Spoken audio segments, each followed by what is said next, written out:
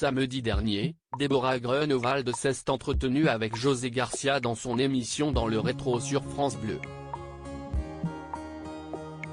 L'occasion pour l'acteur de revenir sur sa participation en 1997 à La vérité si je mens, film qui a failli ne jamais sortir au cinéma. Chaque samedi à 14 h, Déborah Grunewald revient sur ces moments qui ont compté dans la vie et dans la carrière d'un invité dans l'émission Dans le rétro qu'elle anime sur France Bleu. Samedi dernier, elle a reçu José Garcia pour parler avec lui de son nouveau film Le Torrent dans lequel il donne la réplique à André Dussolier. Le personnage qu'il incarne est celui d'un homme apeuré, blessé, paumé, a précisé l'animatrice. Le comédien de 56 ans a ensuite résumé aux auditeurs de quoi parle le film réalisé par Anne Leni. CIST, un homme qui est en pleine réussite, qui a un mariage avec une fille d'un premier mariage. Cette fille a beaucoup de mal à se faire aimer par son père. Elle est bienvenue à la maison, mais un petit peu mise de côté. Lui a refait sa vie avec une jeune femme dont il a un petit garçon.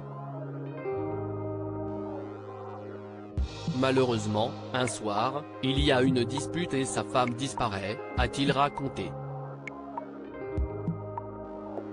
Ses souvenirs douloureux à l'école. Dans cet entretien, José Garcia est revenu sur les grands moments de sa carrière, notamment sur sa collaboration avec Antoine Decaune dans Nulle part ailleurs sur Canal+. Il a aussi parlé de son enfance, notamment de l'école. Quels souvenirs en garde-t-il? Beaucoup de douleur, parce que ça a été très compliqué.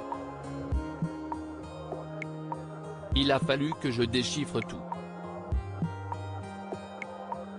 J'étais dyslexique, très malade aussi pendant des années. Même encore aujourd'hui, s'il y a une douleur de faire des phrases. Faut que je me batte avec l'orthographe. Mais il y a eu des professeurs extraordinaires, des moments fabuleux, des moments de rigolade surtout très intenses. Si est un grand regret parce que j'aurais adoré apprendre plus, a-t-il confié. Personne ne voulait. Certains de ses plus grands films ont aussi été évoqués dans l'émission Dans le rétro, notamment La vérité si je mens, sorti en 1997. Il devient culte dès sa sortie, pourtant personne ne voulait, a révélé Déborah Grunewald. Et de poursuivre, le réalisateur, Thomas Gilou, n'a rien lâché pour trouver des producteurs.